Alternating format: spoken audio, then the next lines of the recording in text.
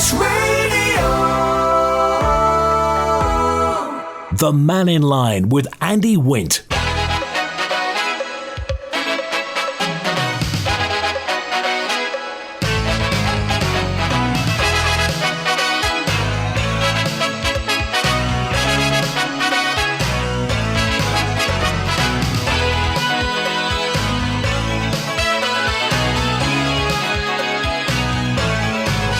Bye, good afternoon. Welcome to Friday's Mannin Line, this lunchtime final day of July 2026. Who'd have thought it?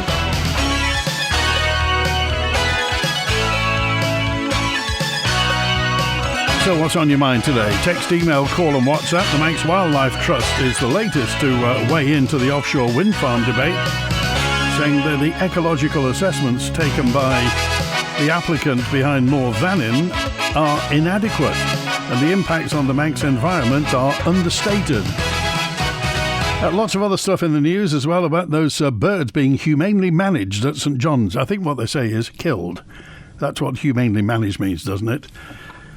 Or can anybody enhance it? And who's dumping birds then? Who's dumping chickens by the Arboretum? Who's doing that? DEFRA say the population of birds at St John's has been humanely managed. Questions were asked online whether chickens on the site were being culled to keep numbers down. The Arboretum's got a mix of birds, including free-ranging domestic poultry, which are believed to have been originated from birds abandoned on the site over the years. Have you got any thoughts on this? Who's dumping them there? To prevent excessive population, you're asked not to feed the chickens, avoid bread when feeding the ducks, and not to abandon unwanted poultry or other animals. Other animals? Crikey, what is it? It's not a zoo in waiting, is it? Do you go to the Arboretum much? Do you feed the ducks? I mean, they are handsome ducks, aren't they? But do you feed them? And should you be feeding bread to ducks anyway? Anything else that's on your mind? Oh, David's first with us today. Hi, David. Hi, Andy. And I didn't get a chance to speak to the Chief Constable, but the old chestnut I'm wanting to bring up again is the Facebook recognition, and that's both at the airport and the sea terminal, and number plate recognition. Now, these are fairly simple policies or costs to bring forward, and it would be, I'm sure that if the Chief Constable was on scene, he would love to have those tools in his armoury to do, because then, and I just worry about people sometimes saying, well, it's a human right, you know, you can walk here and walk there.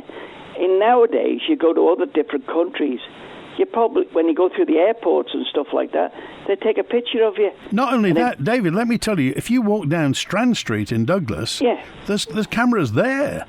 Yeah. So, I know. I mean, the whole thing. So, who's stopping this? If it's politicians, why do you think they're stopping facial recognition and automatic number plate recognition? Yeah, well, I don't think it's the minister. I won't mention her name, the Home Affairs Minister. She's been pushing it, as far as I know. And every time she comes to a meeting of the Council of Ministers and whatever, I think the issue is raised. But at the end of the day, we're so close to an end of a government.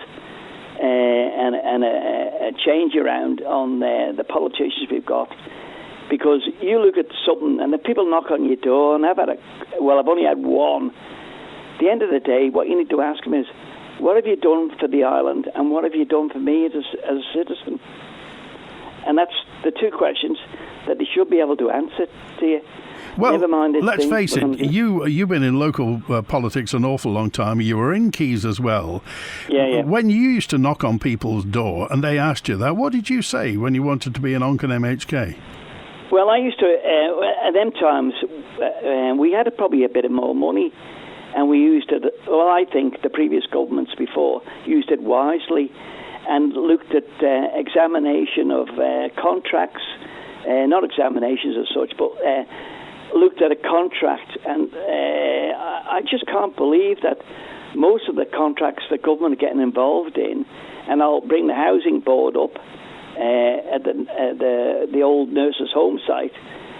That's ridiculous when it's our money that's being spent, and we can't ask questions of how much are these guys getting or women are getting on who are directors, and who's living in it, and what's the criteria for it, and why isn't the shop done? Well, if that, go on. I was going to say, if that goes on forever. And the other thing, I know Tim's gone now, or on his way out, and good for him, because he wants to retire with the family. And you've got to look at that to say to other people have too, saying, well, I'm taking a back seat now, and we're going to bring some fresh blood in. But that fresh blood needs to know what's going on the island. And internationally, we don't do anything anymore. At least Alan Bell, when he was out there, he used to go over to England. Tony Brown used to do the same. They used to meet, well, I didn't meet them anyway, but meet the Labour Party and all the governing parties. And you've got to engage with people that's in England, Ireland, Scotland and Wales, haven't we? That's the old thing. What do you think about this? What do you think about this? That they're going to be two post offices now in Onken. Did you hear that?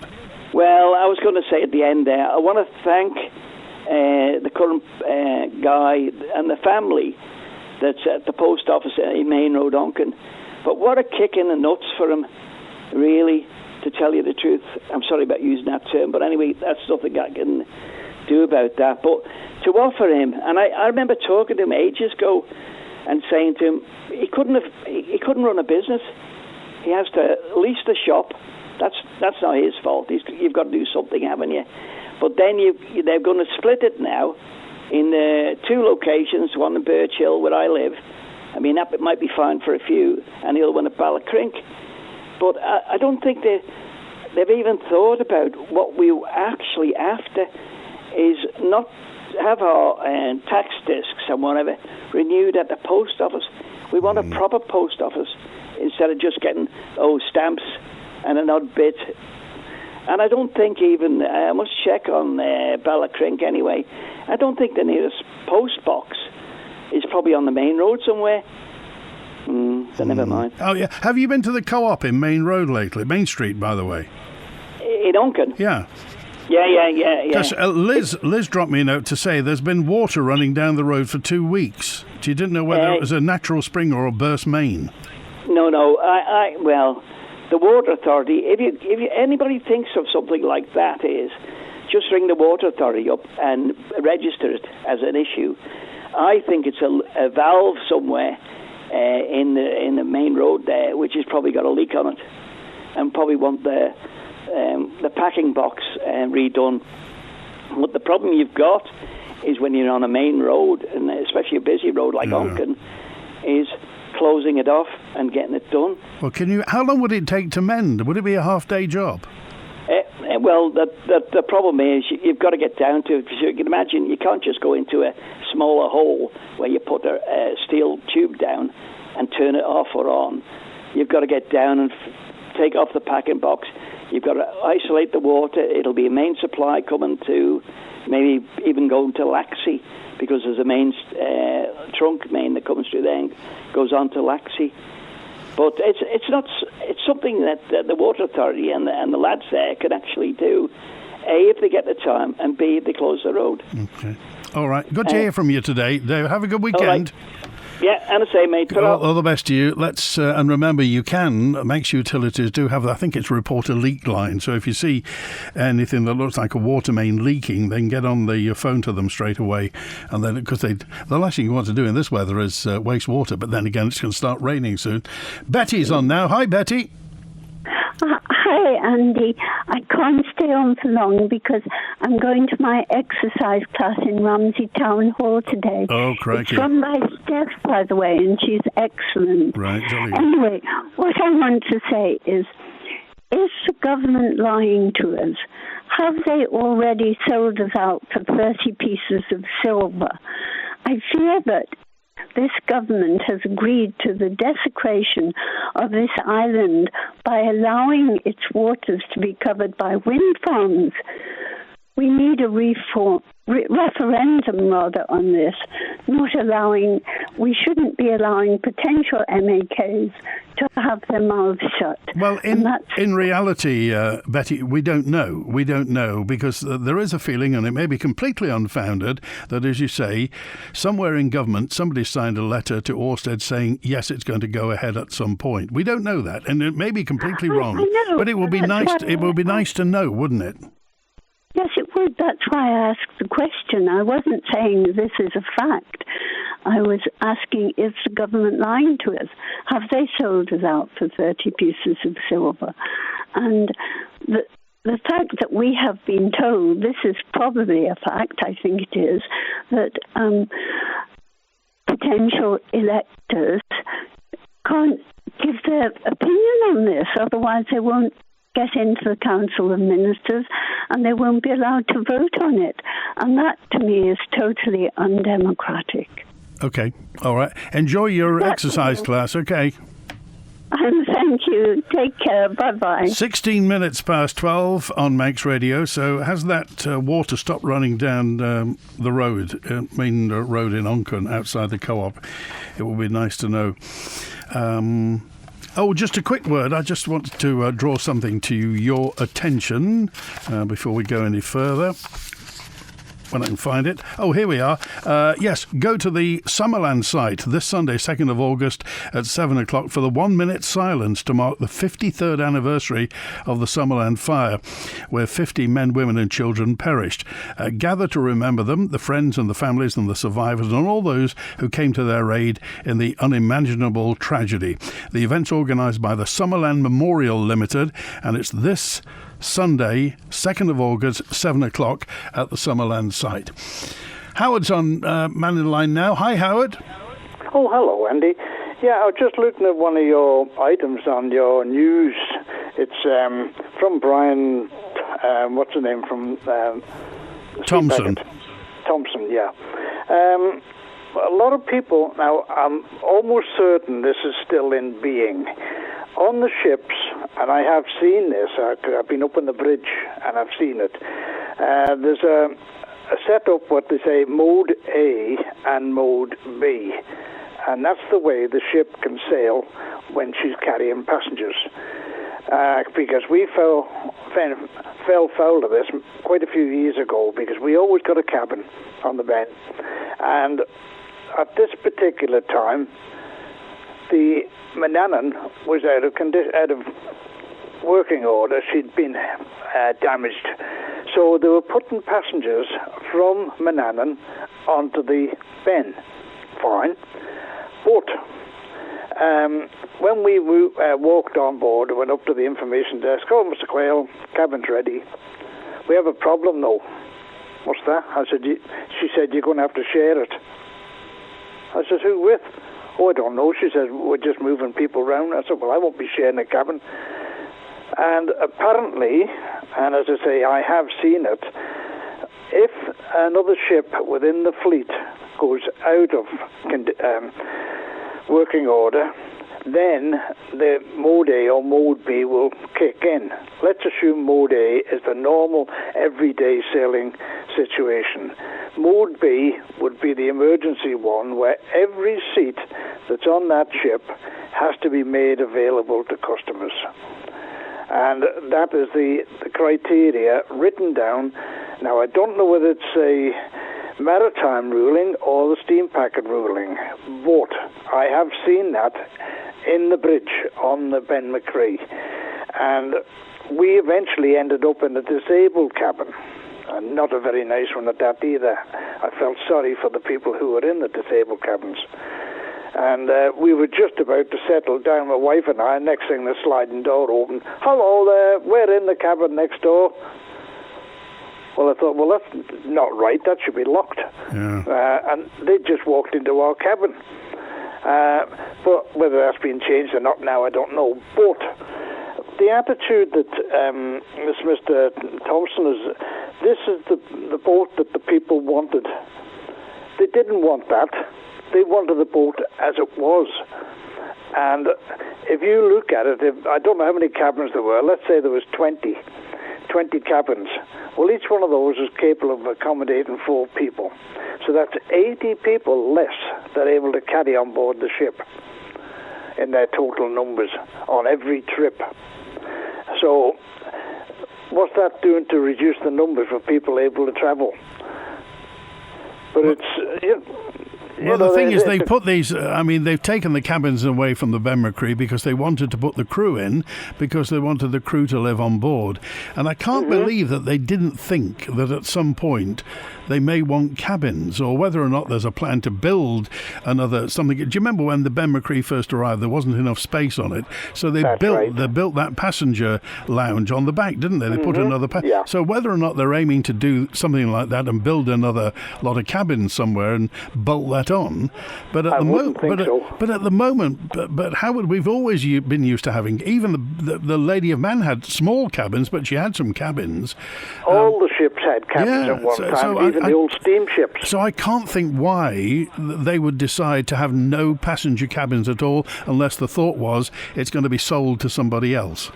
Well, it's also for saving money, because they won't have to pay for accommodation for the crew. And also, what is the legality of it? Because they are of no fixed abode then when they're on there. And there's nothing to stop people in the UK living or having rented property in the UK and then living on board the boat for a fortnight and then going back to that. So they've got no fixed abode. Well, I'm sure the steam packets, I'm sure they've investigated all the legalities of it. This is a cost-saving measure. The cost-saving measure, which means that they'll have crew living on board. Now, that's fine. The steam packet are perfectly entitled to adopt that measure for their business. That's great. But to have no passenger cabins is another step.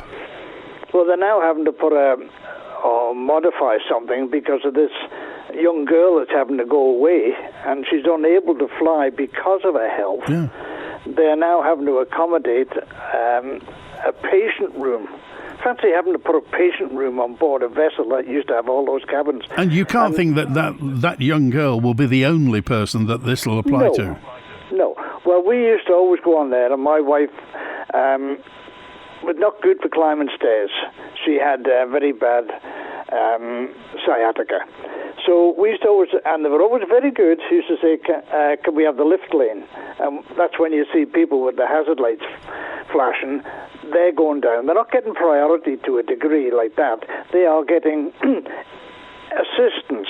And we were able to get down alongside one of the lifts, and we could go up in there, and that's used to say the lift lane. And we could get up about 6 decks and go up to the cabin. And that, this is what Brian Thompson's saying. Oh, we always do this, we do that, do the other. But that's a load of flannel. And as I say, if the attitude is adopted and the words he said, this is the boat that the people asked for or told us to keep. In other words, it's our fault. And there's nothing to do with the steam packet. They're just trying to accommodate a grumpy population. But we're grumpy for a reason. But as I say, people should be knowledgeable that I think they're still in being, and they should ask for it. Is Mode A and Mode B still in being on board the Isle of Man steam packet vessels? And that way, every seat that's there has got to be occupied in one of those modes. I'm not sure which one it is.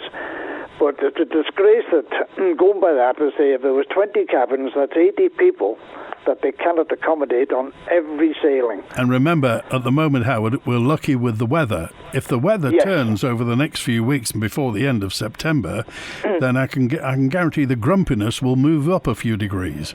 Oh, yes. Well, that was, I'll say this jokingly, we used to get a cabin because you could always be sick in private, you know. But that aside, the cabins were comfortable, they were convenient, and as I say, I don't know how often they were booked, but we many a time couldn't get one. And our grandson and his daughter were wanting because they were on the night sail and going back on Monday. And of course, there's no cabins, and then he had to drive down through to Stoke-on-Trent. Yeah. He was hoping to get his head down because the original plan was to come on the Manxman. Well, I know. I mean, there are plenty of people, Howard, who've come on the Ben My Chree on the 02:15 on a Sunday night into a Monday morning, had a night's sleep, and gone to work on the Monday morning. Yes. You can't do that if you're sitting up all night.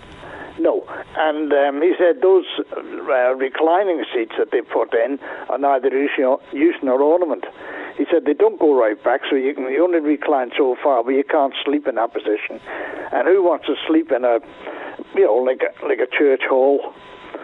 So, but it's a steam packet or penny pinching again, and it's going back to what people used to refer to it, unfortunately, cattle class. All right. Okay. And that's what some of them used to refer to it as cattle class. Okay. And the jamming as many in.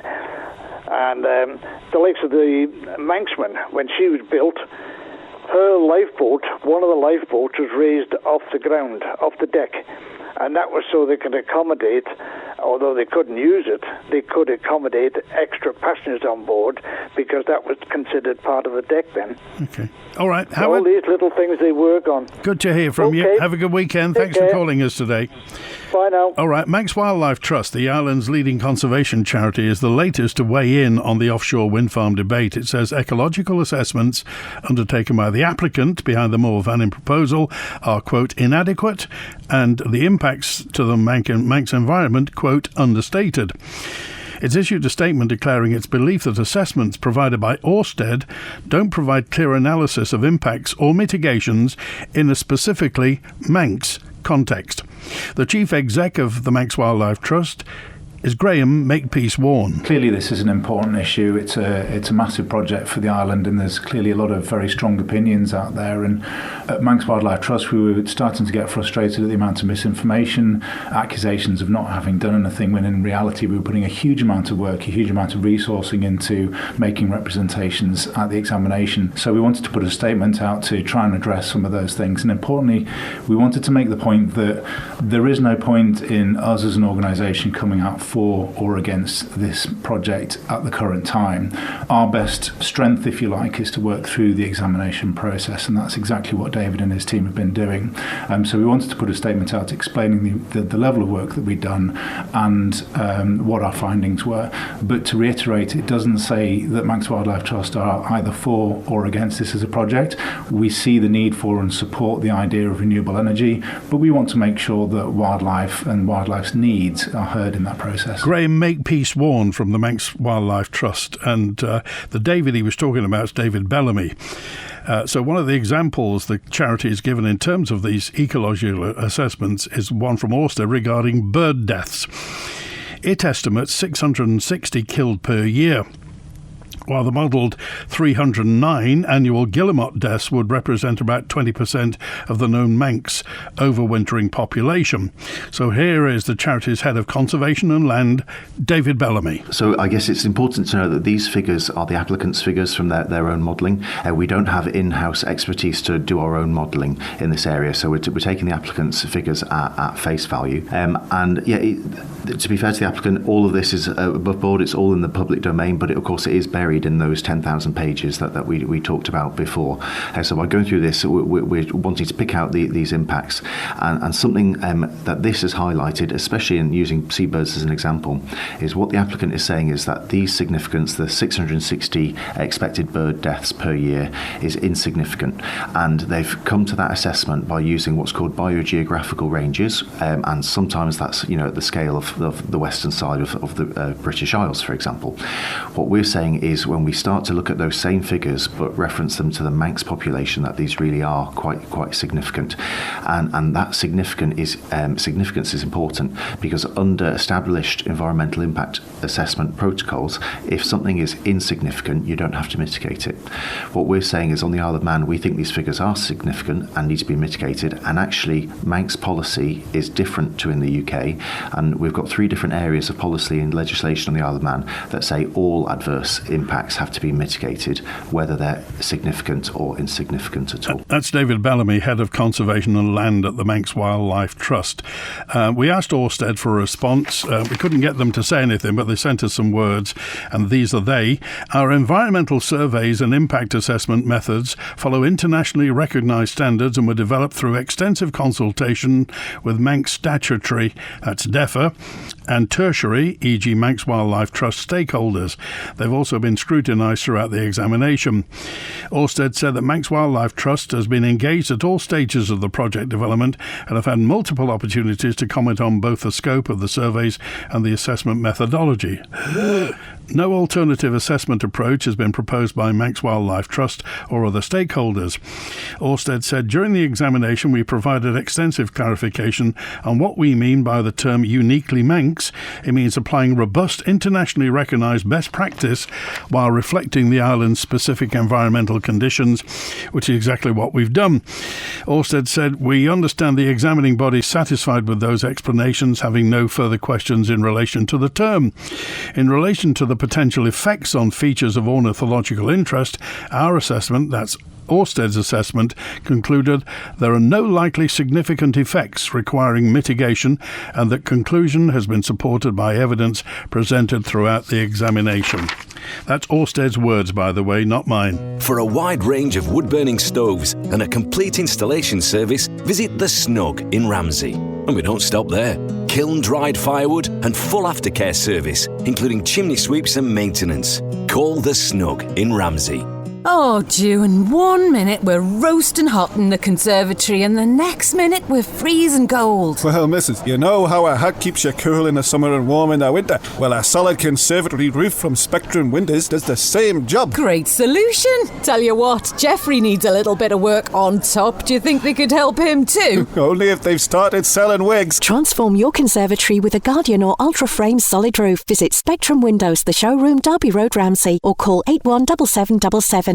Simply income protection from Kestrel Insurance. A choice of benefits. Simple underwriting and peace of mind with a regular income for up to 2 years if you're unable to work due to illness or injury. Kestrel Insurance is registered with the Isle of Man Financial Services Authority. Visit Ramsey Art Gallery for a fabulous range of top brand watches and stunning gold and silver jewellery, gifts for all occasions, and of course our gallery of prints and original artworks. Find all this and more at Ramsey Art Gallery, Jewellers and Engravers, opposite the RNLI shop. Most builders start with a hammer and saw. Manx Construction start with ideas and imagination. For new build, extension or home office, Manx Construction offer full service from planning to completion. Call Tony on 452 688. The House of Keys general election is on Thursday the 24th of September, and Manx Radio is helping you get to know the people asking for your vote. From Monday the 31st of August, join us for our live constituency debates hosted at Studio 1 by ELS Group, where every candidate standing will be invited to take part. Want to be there? Well, just visit the Manx Radio election mini site, find the date of your constituency debate and apply for your free audience ticket. Find all the details at manxradio.com. The Mannin Line with Andy Wint. It's a shame about the post office at Onken. You know, Braddon want to take the post office and grocery shop because it's supposed to belong to the Bee Gees. Is that true? So the Bee Gees... Anna, that's Anna. I don't quite know the point you're trying to make, Anna, but thanks anyway. Do you think the staff on the Texter 350 said, do you think the staff on the bench should be allowed to go home so that they don't need cabins at the well, there's a lot of people, there are foreign nationals who work on the boat, so a lot of them live on the boat, but the fact is that not all crew live aboard. There are some crew from the Isle of Man who do live ashore. Jason dropped me a note. Actually, it was one that we didn't get to the Chief Constable, but I'll read it anyway, Jason. Around community policing and roads policing, it seems to me that outside of major events like the TT, there is a distinct lack of visible proactive policing versus reactive policing. No police monitoring speeds through villages, and certainly no police walking around Ramsey where I live during the day and evenings, since just after TT. During TT, police regularly enforce speeds approaching the mountain near the Ginger Hall in Sulby and approaching Ramsey Grammar. Since the end of TT, nothing. I'd like to know why why, says Jason. He also says, can we have some dedicated days where we don't mention the wind farm? There are so many issues facing the Isle of Man, and almost daily the conversation becomes dominated by wind farms. My unpopular view, by the way, is the government should establish a sovereign energy company and go and get the gas. Jill's with us now. Hi, Jill. Oh, hiya, Andy. I'd just like to remind people, as you did earlier, about the Summerland tribute on Sunday. Yeah. I shall be there, and I hope people do attend. It's very sad that it was rejected, what we tried for, but never mind, we'll carry on. And it's a shame that we have to gather around a building that's still there looking like death. I mean, every time you go and visit someone who's passed away, you expect something pretty, don't you, when they're with their maker. So that was the first thing. The second thing is I go swimming regularly, and I thought I'd share this with your listeners. Yesterday, it wasn't very busy, and I was with another gentleman, only two of us in the lane swimming. And as you know, the tiles are broken, and they're cut off, so you can't do a full length. Right. Well, that's by the by. And then this guy asked the guy looking after us, can I pop in with my camera? So he wasn't a spring chicken. We found out later when he got out after about half an hour, he was an engineer, and he had a little camera on him, and he was out of breath. My husband's an ex-diver, and he said, why didn't he have someone with him with a rope and a weight? You can't take pictures of tiles that are broken with a little tiny camera. He was bobbing up and down trying to get pictures. And then this New Zealand guy, we were only two in the lanes, very nice gentleman, he chatted with him, and he found out he was an engineer, and he was going to have pictures and find out how they can start this repair business. Was he there? Was he there officially, or was he just somebody who happened to be there with a camera? He was there officially. Oh, I see. Because I heard him talk to the lifeguard, but he didn't look official. And I mean, health and safety. I mean, I'm a nurse. I thought, my goodness, you know, he wasn't, like I said, he wasn't a spring chicken. And I mean, how unprofessional. So is he going to toddle back to Daphne Kane? And I mean, you did ask her, when are we going to get the tiles fixed? Do you think she'll be any wiser?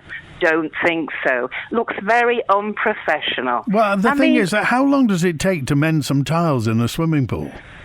Yeah, I know, but why can't they send people, even a diver who's a plumber or something, to go down there? My husband said he will never get a decent picture down there because you wobble all around without having a rope and something where you can stay still and take pictures of the tiles. It was really quite amusing. And I thought, this is just how our government is run at the moment. It really is.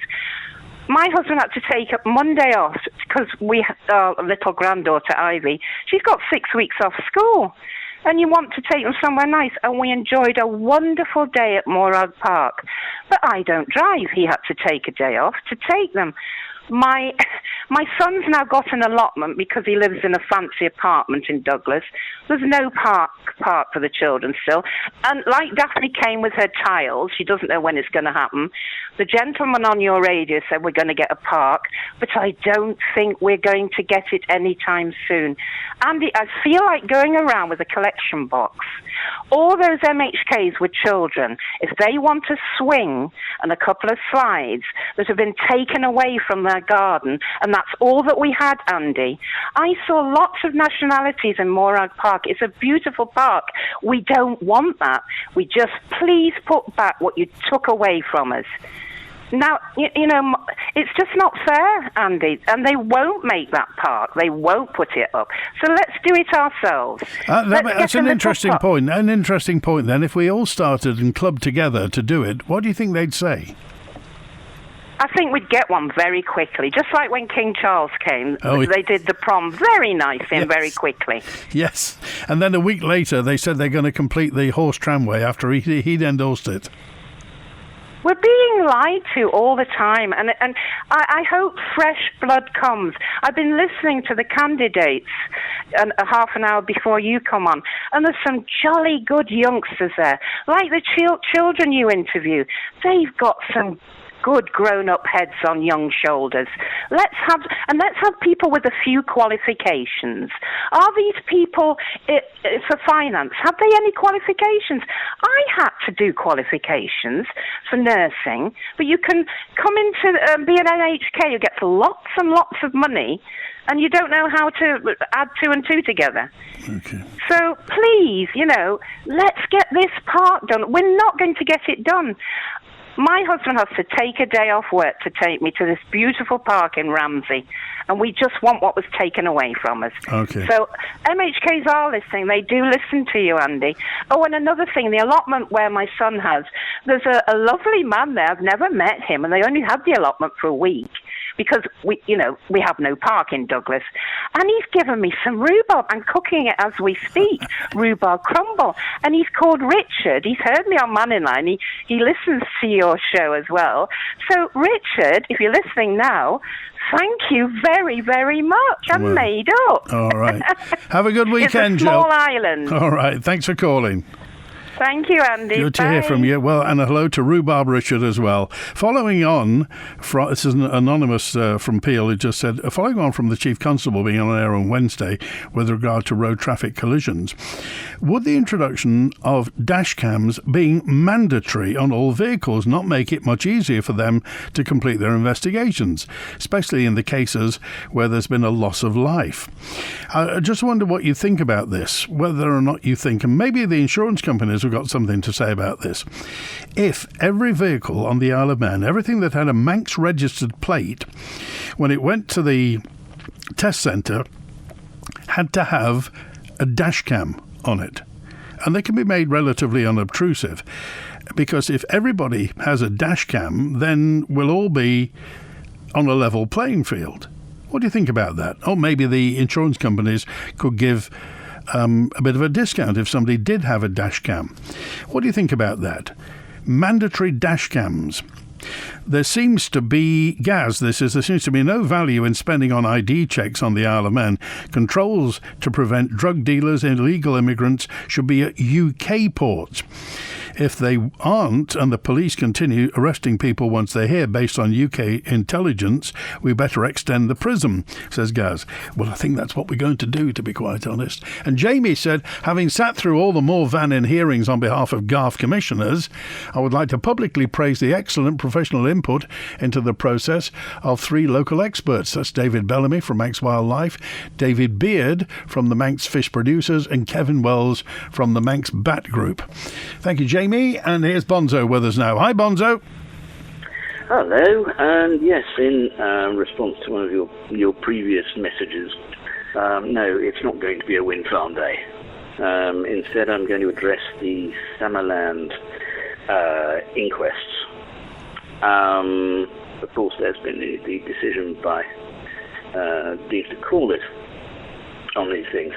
But perhaps we ought to go back to the actual original inquest in 1974, which was presided over by a judge from the Northern Circuit called Mr. Justice Cantley. Mr. Justice Cantley. Now, older viewers may remember that later that decade, Mr. Justice Cantley became rather famous, and indeed rather famously lampooned, for his summing up in the trial of Jeremy Thorpe, the conspiracy to murder his former boyfriend, Norman Scott. That being done by Peter Cook, of course, in the Secret Policeman's Ball, after which his career as a judge somewhat stalled. He then went to become treasurer of Middle Temple, I think that particular Inn was called. But it was not as if he was unknown to the Isle of Man before 1974, because Mr. Justice Cantley was Judge of Appeal in the Isle of Man High Court from 1962 to 1965, before being appointed as a High Court judge in 1965, and then gaining his knighthood. Now, if you were looking for someone to host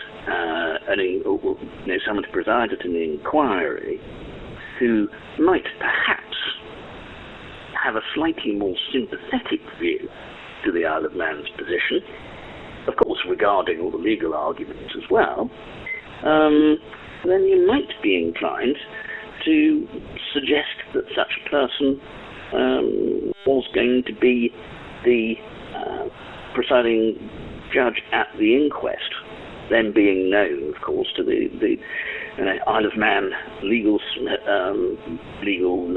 worthies and government worthies at that time. What's your thought on Deemster Corlett's decision?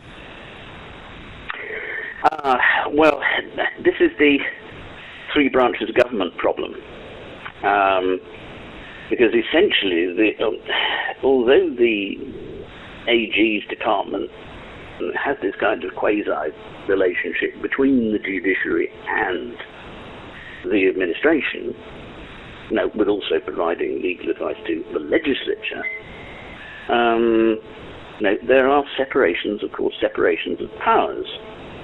And so for the judiciary to direct on something which would be regarded as a matter of policy, rather than a matter of law, to direct the Attorney General about that, I think would be seen as a breach of that separation of powers.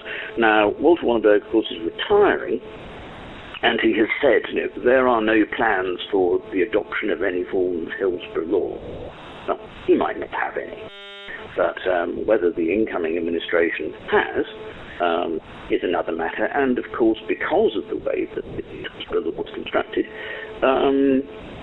there will have to be, inevitably, some pieces of legislation put in place in the Isle of Man to mirror Hillsborough law because of the interactions that we have with the UK government. So, we've not even reached the third act on this one yet. You think the story's going to continue? Oh, very much so. Okay. Monzo, we appreciate it. Have a good weekend. Thanks for calling. And you. Bye. Good to hear from you. 14 minutes before 1 on Mannin Line today. I walked along the freshly resurfaced Seacliff Road, says James. Seacliff Road in Onchan, in front of the apartments. Why was that road a priority when all it seems is a car park for employees of Utmost and whoever else is on the Port Jack office block? Surely there are roads on the Isle of Man in worse state and urgently in need of repair. And why have they painted a yellow bus stop? Are bus vanning going to use the road? Otherwise, only the bus that stops there is the Opal coach to pick up office workers. So why is taxpayers' money being used on a private operator and providing them with a personal bus stop? Is there something going on here? Did Opal or the companies of Port Jack officers pay for the resurfacing? And just a reminder, Douglas City Council is hosting their annual Summerland Memorial Service at 6:45 on Sunday at the Kay Memorial Gardens, where the Summerland Memorial is situated. Desmond said it's maritime law seating. The cabins on the Ben have been converted to crew cabins, so they'll be available 24/7, the crew that is. Ian said, there's no such thing as renewable energy. I implore anyone who has an interest in the subject or those who are undecided to watch a geologist called Scott Tinker on YouTube. As I've mentioned before, the Net Zero Carbon Con is the biggest tax grab ever played on mankind. Strong words from Ian on WhatsApp. Charity of the Week, brought to you by Kell Properties. For over 40 years, Hospice Isle of Man has provided free specialist palliative and end-of-life care for people of all ages across our island. We support patients and families at home, in the hospice and the community when it matters most. Every donation helps keep our care free. Find out more, donate or get involved at hospice.org.im. This advert is brought to you by Kell Properties. Direct cremation is just that. An affordable and simple cremation without all the costs associated with a funeral service. Find out more by visiting directcremation.im or phone Direct Cremations on 478422. Whatever your business, whatever its size, you can always rely on the island's leading fuel and oil supplier to keep you moving. Ellen Vannin Fuels, powering the island and powering industry. Call us on 844 000. From boxing to badminton, football to fencing. It's the Utmost Community Sports Fun Day, Saturday the 1st of August at Nobles Park. From 12 noon to 4 p.m, there'll be a variety of sports and physical activities for you to take part in, whatever your age and ability. Entrance is free for all the family, plus you could win a prize and a £250 voucher for your nominated school. Just grab a challenge card from the Utmost Gazebo and complete 6 or more activity challenges to enter. The Utmost Community Sports Fun Day, Saturday the 1st of August at Nobles Park, in collaboration with Douglas City Council's Fun Day and supported by Manx Radio. The latest edition of Manx Radio's Breath Mindfulness podcast with Karen Hardman is available now. And welcome to my Tropical Paradise retreat. Brought to you by the Good Health Store on Station Road in Port Erin. This beautiful life-giving energy moves to your chest. This feeling can stay with you forever. The latest in the Breath Mindfulness series with Karen Hardman and available now at manxradio.com. The Mannin Line with Andy Wint. Let's hear from the boss of the steam packet. The managing director says there is a seat for every passenger on the Ben My Chree. With Manxman out of action due to a mechanical fault, the company has been using the former flagship vessel as its main Douglas to Heysham route vessel. Well, of course, she's also on the Larne one as well. The cabin-free Ben My Chree, that situation's brought complaints on social media from people who'd booked cabins they won't be able to use, but also issues of overcrowding on board. Here's the steam package chief, Brian Thompson. Anybody that's got a cabin booking will have that paid back to them. We obviously can't take money for things that we can't fulfil, and it's just unfortunate that the Ben doesn't have cabins, because to fulfil our sort of voyage timings, etc., we needed the crew to live aboard. We have had people who on social media have said about the company hasn't been sort of brilliantly coming forward about that, to begin, not in terms of refunds, but in terms of actually saying, look, this Ben My Chree doesn't have these cabins, and we are happy to make these changes. That's something that you can reflect on as a company, just how this sort of the communication side of this has been handled forward. Yeah, I think we've communicated with all our customers, but as you can imagine, there's quite a sort of huge number to get through. So the staff are working through them, and everybody will be contacted before they're sailing. It's something that we don't want to be in this situation, but it's what we find ourselves in. And the staff are working really hard to try and accommodate everybody as best we can, as I said a minute ago. It's not a situation that we want to be in, but the Ben My Chree is a vessel that the public wanted us to keep. We've kept it. Unfortunately, she is the size she is, and we can't really add cabins where there's no space. Part of the thing with space has also been people saying that people booked on for banks and other public areas, it's like the digger away from the lounges, and they're struggling to find space to sit in. Perhaps the groups they want to on the Ben My Chree, or the people have been reporting sitting on floors, or issues of pet lounges. What is being done to manage that? So I think all that's managed on board. I can tell you there is a seat for every single person booked on the vessel. That's why we're certified for that number of people. So I would urge them to approach a member of staff who will find them a seat. Unfortunately, it won't be the seat you want. It might all be who you want to sit beside, but there definitely is a seat for every person booked on the vessel. There he is, the boss, Brian Thompson from the Isle of Man Steam Packet Company, and the situation with the Ben My Chree. Emma dropped a note in just to say, I've worked in public relations for years. If I were advising the steam packet and they were taking cabins off people who had already booked them simply because they'd chosen to put the crew in those cabins for their financial model, maybe I'll be offering those people a £5 or a £10 to spend on board the ship themselves to kind of smooth the passage, rather than just refunding money that sometimes they paid months and months ahead. Just my thought, said Emma, but then again, I'm only a public relations professional. A week today, thank you, Emma. A week today, it's the Royal Manx Agricultural Show, Friday the 7th of August, and Mannin Line's going to be there as always. We do a broadcast live from the Royal Manx Agricultural Show, and we got a panel of experts who are going to be there. Stephen Keeley, the new boss of the Creamery, is going to be there. Bill Dale from Beach Buddies, Murray Kringle from the Manx National Farmers Union will be there. Also, we got 3 farmers, Sam Murray, James Allenson of Allenson Spuds and what have you, and Ned Kennish will be there. So Sam, James James, Ned, Stephen, Bill and Murray live at the Royal Manx Agricultural Show next week. And also in August, the Manx Care Interim Chief Exec's going to be on, Chris Stockport. Obviously now Teresa Coper's gone. She's now in Guernsey. But the new boss, Interim Chief Exec, is Chris Stockport. He'll be on Thursday the 20th. Looking forward to that. And let's keep our fingers crossed for the Ravens, who are back for a 5th season in English football this weekend. They face FC St Helens tomorrow. Kick-off at 6 o'clock tomorrow night at the Bowl. Lee Dixon officially takes charge of them for the first time since being appointed manager. And Darren Timson will be providing full Manx commentary, of course, on AM 1368 and our DAB channel. Darren will have the commentator's microphone at the Bowl tomorrow, unless you're going to go and watch it. Lots of people actually go and see the match themselves and have those radios and listen to it at the same time. And a message also from Dave, who just said, "Thank the Lord." Well, I don't know. You have to thank the Lord. Thank Andy McCulloch from Heron and Brearley, because they're reopening the Colby Glen. She'll be opening fairly shortly in the coming weeks under new management. Dave said, we've really missed the Colby Glen and looking forward to it.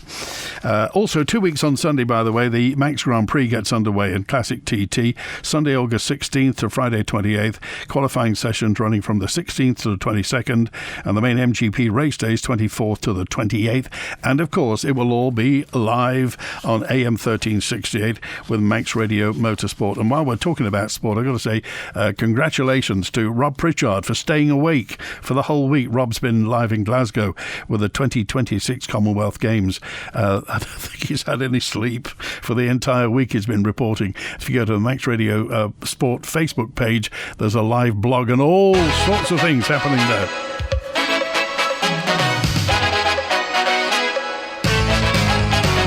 A message in from Ali, who just said, why should Manx Wildlife Trust incur cost-preparing reports to prove and countermand the supposed environmental effects on the island's wildlife as put forward by Ørsted? I don't know. What do you think, Ali?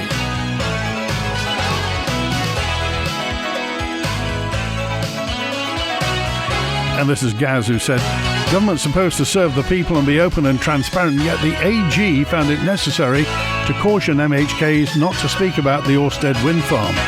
So one of the biggest decisions in a lifetime will be made by politicians who the uninformed support of voters, and it will start from a point of not having been open and transparent, says Gaz. It's involved, isn't it? That's it. We're back with another Open Line on Monday. Thanks to Donna on the phones today. Have a great weekend. WINT